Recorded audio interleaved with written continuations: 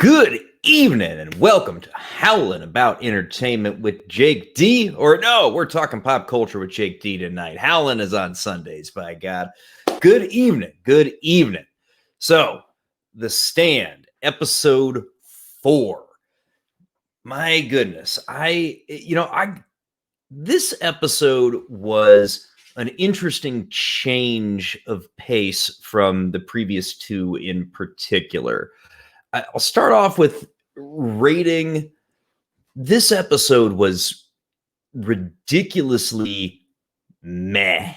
It was not as offensively bad as episode 3, and neither was it remotely good whatsoever. The show continues to take extreme liberties with the book and the story that we know and love and are familiar with. So on a scale of 10, I'm coming in honestly at a 4 for this episode 4 of the 9-episode run of The Stand on CBS. Just another red shirt. Good to see you here tonight, my friend. Always good to have you, sir. But yeah, a 4, and it's a shaky 4. Which is interesting. Last week I gave the episode a 4 as well, and I did like that one less, but there was so much meh tonight on this episode that it was just bad television overall, even if it wasn't as just grating on you like the episode that we got last week. So you open up this week with the committee is holding a meeting in Boulder, and they're talking with the residents, and there's a lot of back and forth. They want to know what's going on with the injured guy that came into town at the end of last episode who ended up dying and getting disposed of by the body crew. They want to know when the power is going to come back on. There's just some general unruliness from the citizens wanting life to get back to normal. And there were some meetings like this in the book. I don't remember if this specific meeting took place kind of in the way it was portrayed on the show, because those parts of the book didn't catch my memory too sharply. But it was the acting was really flat. Now, in fairness, Stu was not good in front of an audience. At least that's what they said. And yet I remember in the book talking about how once the guy got rolling, he was able to really work with and feel his audience on the stage. So, I mean, unless my memory is just really bad about that, I think that's a bit of a stark contrast between what happened in the book stories versus what we saw on screen in the show. And they had, actually Larry take over because Larry's got experience as a performer. And that's just not my recollection of how it went. But that could be shaky memory because it has been a fair bit of time since I read the novel. So that could just be me remembering poorly. But it was just really kind of a flat scene that you didn't get much from it. Clobbering Times, good to see you, sir. Glad to have you. Appreciate you joining. So after this meeting at the Free Zone, we do get an interesting scene from the book, which was where Nadine, she went to Harold and she's recruiting him to be, basically Flag's assassin of the committee. And it was a solid and faithful retelling of the scene. And it worked out well because she's got this thing where she can do just about anything to show Harold a good time, shall we say, other than that one thing, which, I don't know, for me, it's kind of an important thing, but there's just that one thing that they can't do together. But other than that, they do certainly enjoy each other during their remaining time in Boulder as Harold is plotting the plan to take out the committee. Fortunately, we did not get the just head snapping back and forth shots in time tonight that we got in the past couple of episodes. We only had, it was like 2 flashbacks tonight, which helped. And there was longer scenes in the past.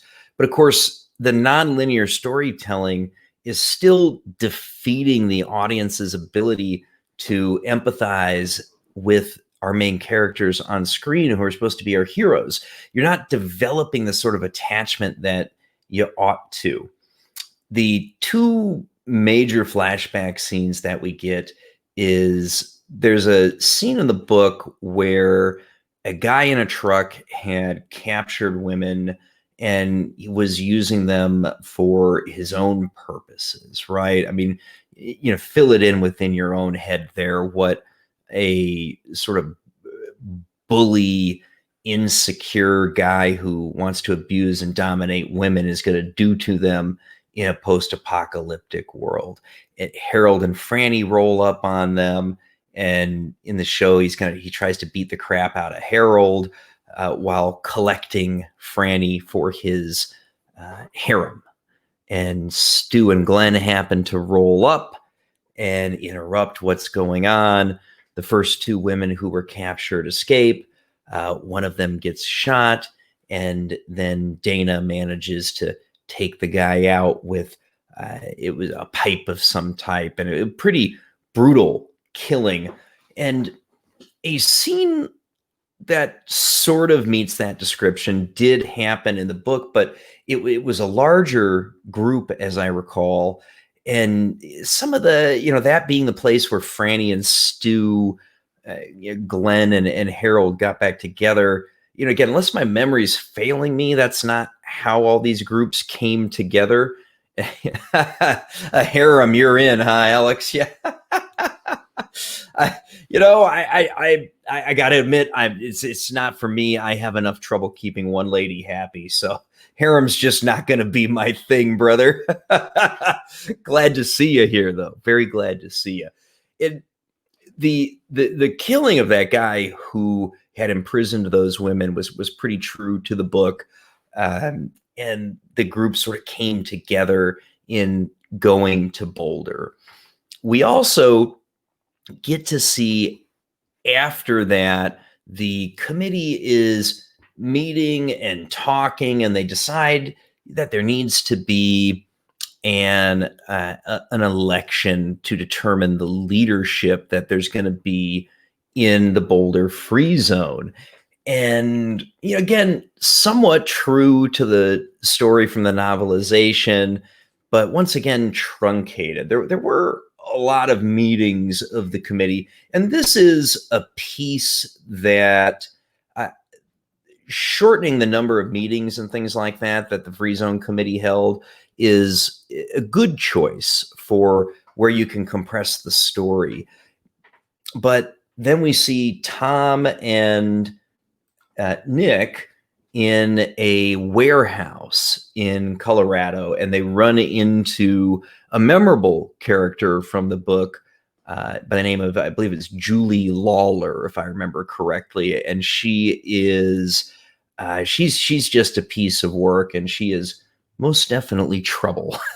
And they did cut out the intimate scene between Nick and Julie that happened in the novel, and they sort of cut right to the chase, where she was rather violent and certainly did not treat Tom very well, and they bugged out of there.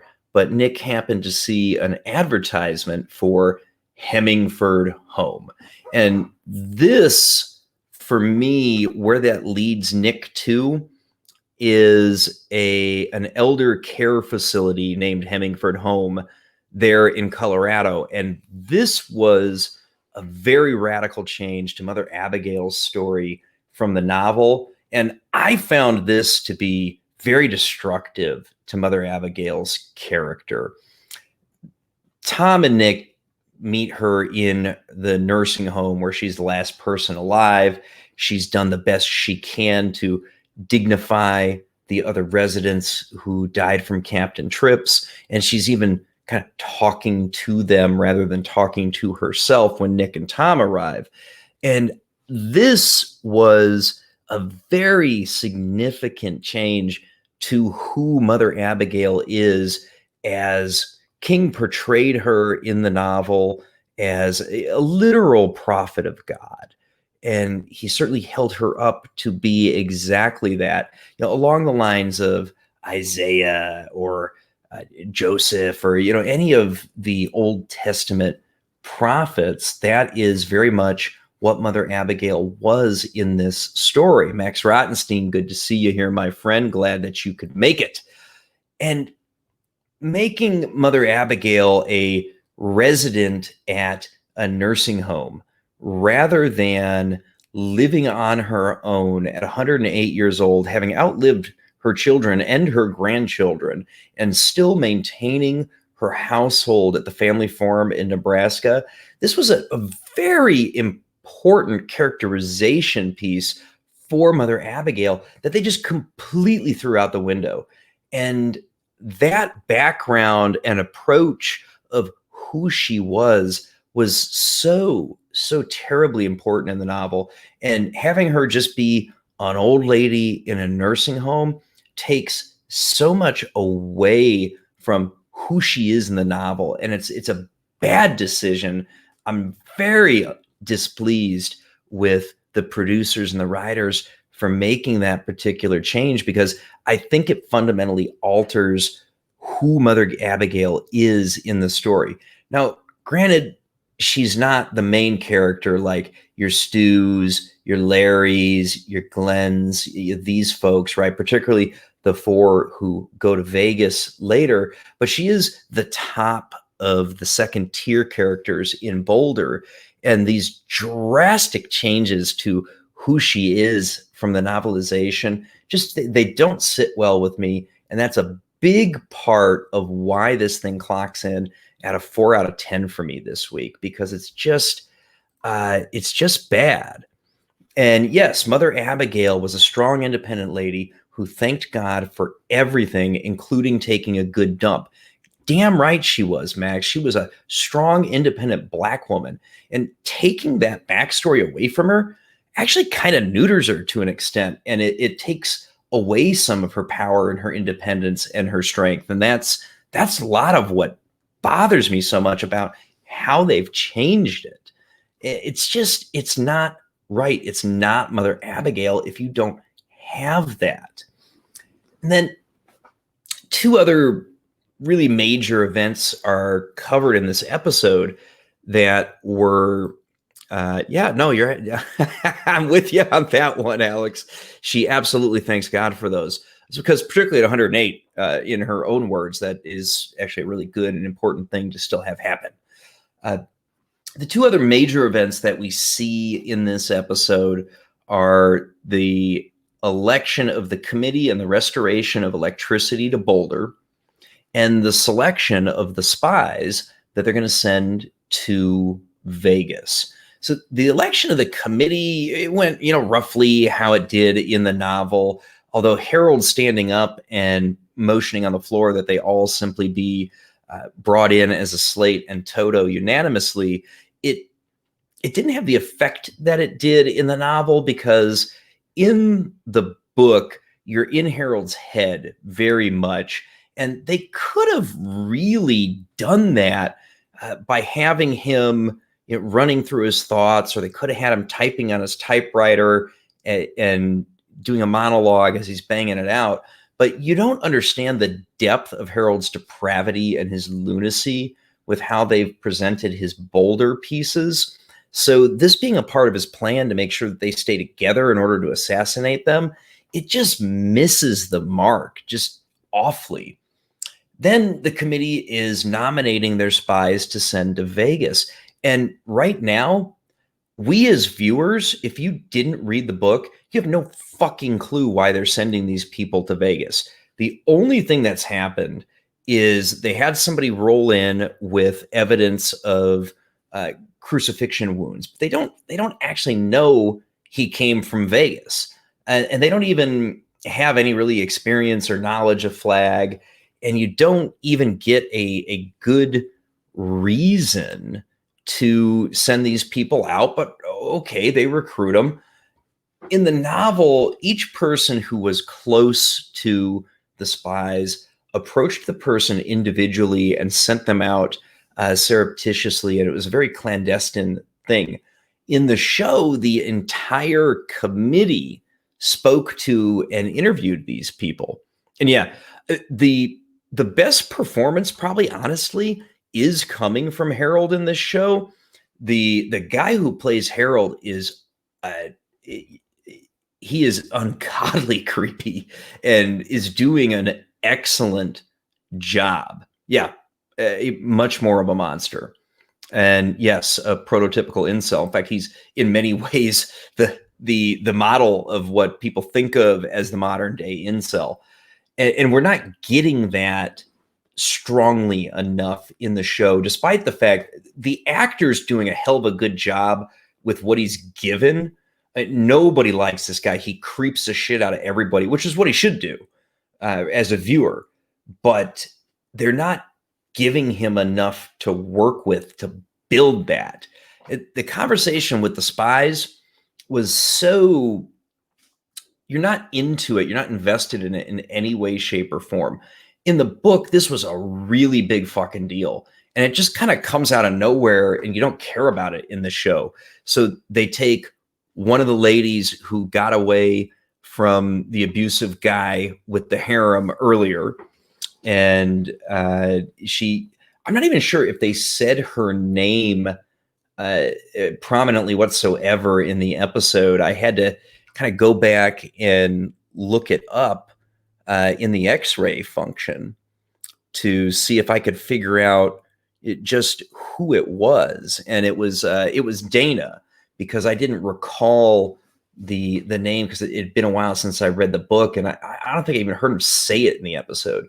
But Dana had a cool story, and it was compelling. And again, among some of the higher second tier characters in the book. And other than the fact that you saw her beat that guy who was abusing her, there's again no connection to sending Dana out to spy on Flag.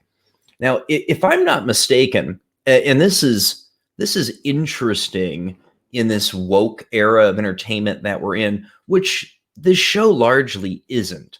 If I recall correctly, Dana is a lesbian in the novel. And I may be mistaken. It's been a while since I've read it, but I'm pretty sure about that. And it's not even mentioned in this episode whatsoever, which is kind of interesting in this whole era of intersectionalism. And taking away Mother Abigail's strength and power is also a little bit odd in this woke era of entertainment that we're in. The show is not woke or even particularly intersectional. It's just bad because you don't give a shit that Dana's getting sent off to Vegas to be a spy and potentially die. And it's, forgot most of the good books you've read. You can start again, dude. I am so with you on that, Alex. It is kind of nice. So the second spy that gets recruited is Judge Ferris, whom we've never met because we didn't see any of Larry's journey across the country following Harold. And the judge is a very cool character who was really important to Larry as he was traveling across the country. He was an advisor and almost a conscience for Larry as Larry led his group of people to Nebraska and ultimately Boulder. So picking the judge who was gender swapped in this show versus the novel, but that one, not particularly important. You can get away with it. It's kind of a second tier character. I don't think it hurt. Being a woman versus a man didn't hurt this character at all. What hurt this character is you don't know who the fuck she is. You don't know anything about her. You don't really understand why the judge was selected to be one of the spies. Hell, we don't even really understand why they're sending spies at all. But they go ahead, they send Judge Ferris on. And the final spy selected is, of course, Tom Cullen. And once again, the way that it was done in the book was completely just bastardized, really. The way that they got Tom to be the spy and know what to do and know when to come home and all that was they hypnotized him in the novel, which we didn't see at all in the show whatsoever. And the reason for his cover story in Vegas in the novelization, or not the novelization, the novel, because that's where it started. The cover story that he had for why he got thrown out of Boulder was that he'd started hitting between the sheets with a woman, and they wanted to get the mentally deficient man out of their gene pool, so they threw him out of the Boulder free zone. That's the story that we get in the novel. And in the show, they just tell him to say, "Yeah, he just rode his bike to Vegas." And they give him the same instructions about coming home that he had in no development for the judge at all, Max. The judge was in about 30 seconds of the show. Yeah, MOON spells FML. Goddamn right. That's a fan of the novel right there, ladies and gentlemen. Not developing the judge is a fucking crime, because that was a great character. And I guess skipping the hypnotization thing with Tom, you can kind of get away with. But one of the neat elements of Tom's character was that when he was hypnotized, he was almost clear mentally, and he was nearly normal while he was under hypnosis, which was one of the reasons they were able to very easily instruct him what he needed to do, and he was able to absorb the cover story and do his thing. Now, Tom being sent out as a spy is going to become very important later in the story, assuming the ending sort of last 10% of the book or so remains true here in the show. Although, as we know, that King did write the final episode, which is something of a new ending or a coda to The Stand, then, who knows, maybe the importance of Tom on the trip home gets tossed out the window too. But yeah, that's kind of the whole episode. Other than, another big change that they made was with bringing the power back on. They did kind of touch on the whole, they needed to shut off circuits and lights and appliances and stuff, but they skipped over the fact that getting the power on originally blew out the transformers, and then they had to create a committee to go unplug and switch off the lights throughout the whole city before they could risk turning the power back on a second time.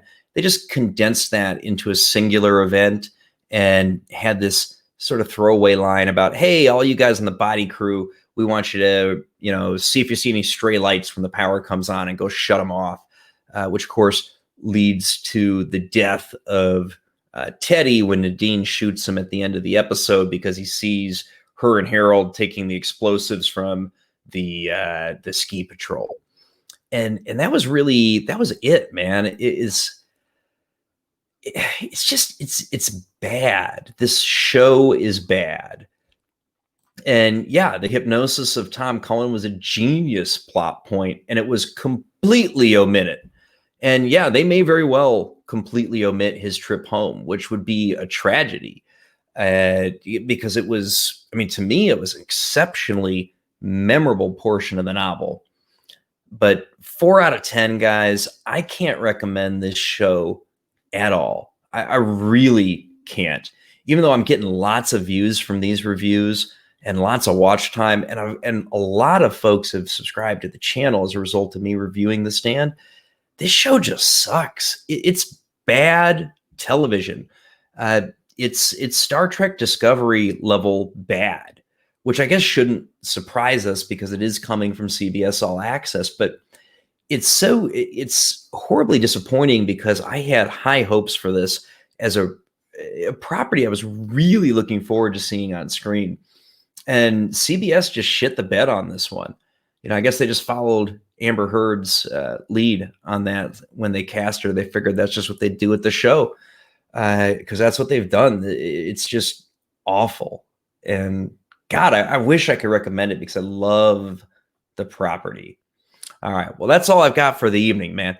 So please, everybody, if you've watched this far, don't forget to like the video, share it with your friends on social media, and if you've just encountered the channel for the first time, please do consider subscribing as I continue to cover other pop culture, particularly television reviews, as well as a weekly review of what's happened in entertainment every Sunday evening at 5:15 Central Time.